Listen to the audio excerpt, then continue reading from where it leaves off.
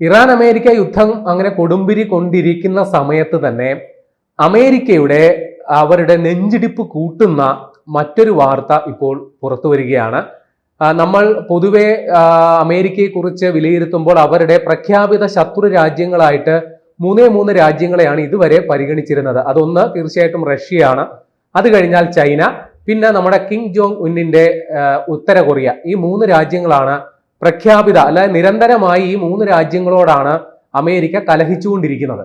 അപ്പൊ ഈ 3 രാജ്യങ്ങളും അമേരിക്കയെ ഏത് സമയത്തും ഒരു ആണവ ഭീഷണി ഉയർത്തിക്കൊണ്ടിരിക്കുന്ന രാജ്യങ്ങൾ കൂടിയാണ്. റഷ്യയും ചൈനയും ഉത്തര കൊറിയയും ഏത് സമയവും അമേരിക്കക്കെതിരെ ആണവ ആയുധം അല്ലെങ്കിൽ അത്തരത്തിലുള്ള ഭൂഖണ്ഡാന്തര ബാലിസ്റ്റിക് മിസൈലുകൾ ഉപയോഗിച്ച് അമേരിക്കക്കെതിരെ ആണവ ആക്രമണം നടത്തുമെന്നുള്ള ഒരു ഭീതി നേരത്തെ മുതലുണ്ട്. അപ്പൊ അതിനെ പ്രതിരോധിക്കാൻ വേണ്ടിയിട്ടാണ് അമേരിക്ക അവരുടെ തന്ത്രപ്രധാന കേന്ദ്രങ്ങളിലെല്ലാം തന്നെ ഈ വ്യോമ പ്രതിരോധ സംവിധാനങ്ങൾ, ടാഡ് പോലെയുള്ള വ്യോമ പ്രതിരോധ സംവിധാനങ്ങളെല്ലാം തന്നെ സജ്ജീകരിച്ചിരിക്കുന്നത്. ആ ഒരൊറ്റ കാരണം കൊണ്ട് തന്നെയാണ് ഡെൻമാർക്കിന്റെ അധീനതയിലുള്ള ഗ്രീൻലാൻഡ് ഞങ്ങൾക്ക് വേണം എന്നുള്ള നിലപാട് ട്രംപ് കൂടെ പറഞ്ഞുകൊണ്ടിരിക്കുന്നത്. കാര്യം റഷ്യയിൽ നിന്നെങ്ങാനും ഇത്തരത്തിലുള്ള ഒരു മിസൈൽ വന്നാൽ അത് അമേരിക്കയെ മാത്രമല്ല ആ മേഖലയെ മൊത്തത്തിൽ ഭീഷണിപ്പെടുത്തുന്ന ഒരു സംഗതിയാണ്. അപ്പൊ അതിനെ പ്രതിരോധിക്കാൻ വേണ്ടിയിട്ടാണ് ഗ്രീൻലാൻഡിൽ ഞങ്ങൾക്ക് സൈനിക താവളം അല്ലെങ്കിൽ ആ ഗ്രീൻലാൻഡ് ഞങ്ങളുടെ നിയന്ത്രണത്തിൽ വേണം എന്നുള്ളത് ട്രംപ് ആവർത്തിച്ച് പറഞ്ഞുകൊണ്ടിരിക്കുന്നത്. തൽക്കാലം ഇപ്പോൾ ആ ഒരു അവകാശവാദം അല്ലെങ്കിൽ ആ ഒരു ആവശ്യം അദ്ദേഹം ഇപ്പോൾ അത്ര ശക്തമായിട്ട് പറയുന്നില്ലെങ്കിൽ പോലും അങ്ങനെ ഒരു സംഗതി അവിടെ ഉണ്ട്. അപ്പൊ ഇവിടെ പറഞ്ഞു വരുന്നത് ഈ 3 രാജ്യങ്ങളുടെ ലിസ്റ്റിലേക്ക് സർപ്രൈസ് എൻട്രി ആയിട്ട് 2 രാജ്യങ്ങൾ കൂടി വരുന്നു. അതായത് അമേരിക്ക ആണവാക്രമണ ഭീഷണി നേരിടുന്ന റഷ്യ, ചൈന, ഉത്തര കൊറിയ എന്നീ രാജ്യങ്ങൾക്ക് പുറമെ 2 രാജ്യങ്ങൾ കൂടി അമേരിക്കക്കെതിരെ ആണവ ആക്രമണം നടത്തും എന്നുള്ള ഒരു റിപ്പോർട്ട് വന്നിരിക്കുകയാണ്. അത് റിപ്പോർട്ട് പുറത്തുവിട്ടിരിക്കുന്നത് അമേരിക്കയുടെ രഹസ്യാന്വേഷണ ഏജൻസികൾ തന്നെയാണ്. അമേരിക്കയുടെ director of national intelligence Tulsi Gabbard അവര്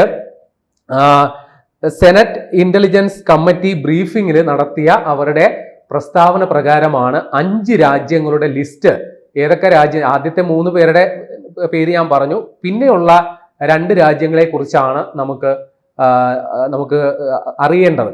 അപ്പോൾ ഏറ്റവും ആദ്യമുള്ള രാജ്യം റഷ്യയാണ്. റഷ്യക്കാണ് ഏറ്റവും കൂടുതൽ ലോകത്ത് അമേരിക്ക കഴിഞ്ഞാൽ ഇന്റർ കോണ്ടിനെന്റൽ ബാലിസ്റ്റിക് മിസൈൽ, അമേരിക്കയുടെ ശത്രു രാജ്യങ്ങളില് ഭൂഖണ്ഡാന്തര ബാലിസ്റ്റിക് മിസൈലുകൾ ഏറ്റവും കൂടുതൽ കൈവശം വെച്ചിരിക്കുന്ന രാജ്യം റഷ്യയാണ്. റഷ്യ ഒരു ആണവ രാജ്യം കൂടിയാണെന്നുള്ളത് നമുക്ക് അറിയാവുന്ന സംഗതിയാണല്ലോ. അതുകൊണ്ട് ഏതെങ്കിലും തരത്തിൽ ഒരു ഭീഷണി ഉണ്ടായാൽ അമേരിക്കക്കെതിരെ ആണവ ആക്രമണം നടത്താൻ റഷ്യ ഒരിക്കലും മടിക്കില്ല. അതിന് പര്യാപ്തമായ ശക്തനായ ഒരു ഭരണാധികാരി അവിടെ ഉണ്ടും താനും. അപ്പോ റഷ്യ സ്വാഭാവികമായിട്ടും ആ ലിസ്റ്റില് 1-ാം സ്ഥാനത്തുണ്ടാകും എന്നുള്ളത് ഉറപ്പാണ്.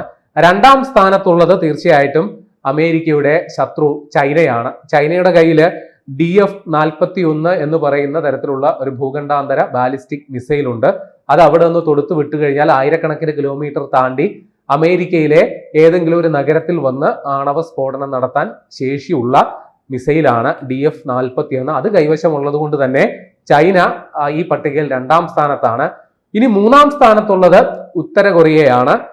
ഹൗസോങ് 19 എന്ന പേരിലുള്ള അവരുടെ കയ്യിലും ഭൂഖണ്ഡാന്തര ബാലിസ്റ്റിക് മിസൈലുകൾ ഉണ്ട്. അത് മാത്രമല്ല, ആ ഭൂഖണ്ഡാന്തര ബാലിസ്റ്റിക് മിസൈൽ ഉണ്ടെന്ന് മാത്രമല്ല, അവിടുത്തെ നേതാവായ കിം ജോങ് ഉൻ അദ്ദേഹത്തിന് തോന്നുമ്പോഴൊക്കെ ആ ബാലിസ്റ്റിക് മിസൈൽ എടുത്തു വെച്ച് പരീക്ഷിച്ച് അതിന്റെ ക്ഷമതയും അതിന്റെ ഫലപ്രാപ്തിയും അദ്ദേഹം കൂടെ ഉറപ്പുവരുത്തുന്നുമുണ്ട്. അപ്പോ ഈ 3 രാജ്യങ്ങളും സ്വാഭാവികമായിട്ടും പട്ടികയിൽ ഉള്ളതാണ്. ഇനി 4ാമതുള്ള ആളാണ് ഈ പട്ടികയിലെ ലേറ്റസ്റ്റ് എൻട്രി. അത് ഇപ്പോൾ അമേരിക്ക യുദ്ധം ചെയ്തുകൊണ്ടിരിക്കുന്ന ഇറാനാണ്. അപ്പൊ ഇറാന്റെ കയ്യിൽ നിലവിൽ ഉള്ള റിപ്പോർട്ടുകൾ പ്രകാരം അവരുടെ കയ്യിൽ ഭൂഖണ്ഡാന്തര ബാലിസ്റ്റിക് മിസൈലുകൾ ഇല്ല എന്നുള്ളത് തന്നെയാണ് റിപ്പോർട്ട്. പക്ഷെ അവരുടെ കയ്യിൽ medium range ballistic missile, medium range എന്ന് പറഞ്ഞാൽ ഒരു 2000 കിലോമീറ്റർ വരെയൊക്കെ ദൂരപരിധിയുള്ള ബാലിസ്റ്റിക് മിസൈലുകൾ അവരുടെ കയ്യിൽ ഉണ്ട്. അത് എല്ലാവർക്കും അറിയാവുന്ന വസ്തുതയാണ്. പക്ഷേ ആയിരക്കണക്കിന് കിലോമീറ്റർ, ഏതാണ്ട് 4000-5000 കിലോമീറ്റർ വരെ സഞ്ചരിക്കത്തക്ക തരത്തിലുള്ള ഭീമൻ മിസൈലുകൾ അവരുടെ കയ്യിൽ ഇല്ല എന്നാണ് നമ്മൾ പൊതുവെ ധരിച്ചു വെച്ചിരിക്കുന്നത്. പക്ഷേ അമേരിക്കൻ രഹസ്യാന്വേഷണ റിപ്പോർട്ടുകൾ പ്രകാരം പുതിയ സാഹചര്യത്തിൽ ഇറാൻ അത്തരത്തിലുള്ള ഭൂഖണ്ഡാന്തര ബാലിസ്റ്റിക് മിസൈലുകൾ, അതും ആണവ പ്രഹര ശേഷിയുള്ള ഇറാനിൽ ആണവായുധം ഉണ്ടോ ഇല്ലയോ എന്നുള്ള ചർച്ചകൾ ഒരു വഴി പുരോഗമിക്കുന്നുണ്ട്. എന്നാൽ ഈ അമേരിക്കയുടെ രഹസ്യാന്വേഷണ റിപ്പോർട്ടുകൾ പ്രകാരം ഇറാൻ അത്തരത്തിലുള്ള മിസൈലുകൾ സജ്ജമാക്കി അമേരിക്കയെ ലക്ഷ്യമാക്കി അതിനുള്ള പദ്ധതികൾ ആസൂത്രണം ചെയ്തു എന്നുള്ള വിവരങ്ങളാണ് രഹസ്യാന്വേഷണ റിപ്പോർട്ടിൽ വരുന്നത്. കഴിഞ്ഞ ദിവസം അവര് സജിൽ എന്ന അല്ലെങ്കിൽ ഡാൻസിങ് റോക്കറ്റ് എന്ന വിശേഷണമുള്ള സജിൽ എന്ന് പറയുന്ന ഒരു റോക്കറ്റ് മിസൈല് അവര് ഇസ്രായേലിനെതിരെ പരീക്ഷിച്ചും കഴിഞ്ഞു. ആ മിസൈലിന്റെ ദൂരപരിധി നേരത്തെ ഉള്ള കണക്കുകൾ പ്രകാരം 900 കിലോമീറ്റർ വരെയാണ്. പക്ഷേ കഴിഞ്ഞ ദിവസം ഇസ്രായേലിനെതിരെ പരീക്ഷിച്ച ആ മിസൈൽ ഏകദേശം 2000 കിലോമീറ്റർ വരെ ദൂരപരിധി ഉള്ളതായിരുന്നു എന്നുള്ളതാണ് റിപ്പോർട്ട്. അപ്പോൾ ആ ഒരു ശേഷി ഇറാൻ കൈവരിച്ചിട്ടുണ്ടെങ്കിൽ അതേ സാങ്കേതിക സംവിധാനങ്ങൾ കുറെ കൂടി പരിഷ്കരിച്ചാൽ തീർച്ചയായിട്ടും അമേരിക്കയ്ക്കെതിരെ ആക്രമണം നടത്താൻ അവർക്ക് പര്യാപ്തമായ സംവിധാനങ്ങളുണ്ട്. അതുകൊണ്ടാണ് ഈ പട്ടികയിൽ 4ാമതിടമായിട്ട് ഈ ഇറാനെ ഉൾപ്പെടുത്തിയിരിക്കുന്നത്. ഇനിയുള്ള പേരാണ് ഏറ്റവും സർപ്രൈസിങ് ആയിട്ടുള്ളത്. 5ാം സ്ഥാനത്ത് ആ പട്ടികയിൽ വന്നിരിക്കുന്നത് പാകിസ്ഥാനാണ്. അപ്പോ പാകിസ്ഥാൻ എങ്ങനെയാണ് അമേരിക്കയുടെ ശത്രു രാജ്യമാകുന്നത് എന്നുള്ളതാണ് കൗതുകകരമായ ചോദ്യം. കാരണം പാകിസ്ഥാനും അമേരിക്കയും വലിയ സൗഹൃദത്തിലാണ്. പ്രത്യേകിച്ച് അവിടുത്തെ സൈനിക മേധാവി അസീം മുനീർ എന്ന് പറയുന്നത് ട്രംപിന്റെ വിരുന്ന് സൽക്കാരങ്ങളിൽ പങ്കെടുക്കുന്ന ട്രംപിന്റെ ഏറ്റവും വിശ്വസ്തനായിട്ടുള്ള സൈനിക മേധാവികളിൽ ഒരാൾ കൂടിയാണ്. പക്ഷേ ഈ അമേരിക്കയുടെ രഹസ്യാന്വേഷണ റിപ്പോർട്ടുകൾ പ്രകാരം പാകിസ്ഥാൻ അമേരിക്കയ്ക്കെതിരെ ഇത്തരത്തിലുള്ള ആയുധങ്ങൾ തയ്യാറാക്കുന്നു. 1000കണക്കിന് കിലോമീറ്റർ താണ്ടാൻ ശേഷിയുള്ള മിസൈലുകൾ തയ്യാറാക്കുന്നു. അത് ഷഹീൻ 3 എന്ന് പറയുന്ന മിസൈലാണ് പാകിസ്ഥാൻ തയ്യാറാക്കുന്നത്. അപ്പൊ ഏത് സാഹചര്യത്തിലാണ് പാകിസ്ഥാൻ അമേരിക്കയ്ക്കെതിരെ ഇത്തരം ഒരു യുദ്ധപ്പുറപ്പാട് അല്ലെങ്കിൽ ഇത്തരത്തിലുള്ള ആയുധം തയ്യാറാക്കുന്നതെന്ന് വെച്ച് കഴിഞ്ഞാൽ അതിനുള്ള ഉത്തരം വളരെ ലളിതമാണ്. കാരണം പാകിസ്ഥാൻ ഒരു സഖ്യത്തിന്റെ ഭാഗമായിട്ട് നിൽക്കുന്ന ഒരു രാജ്യമാണ്.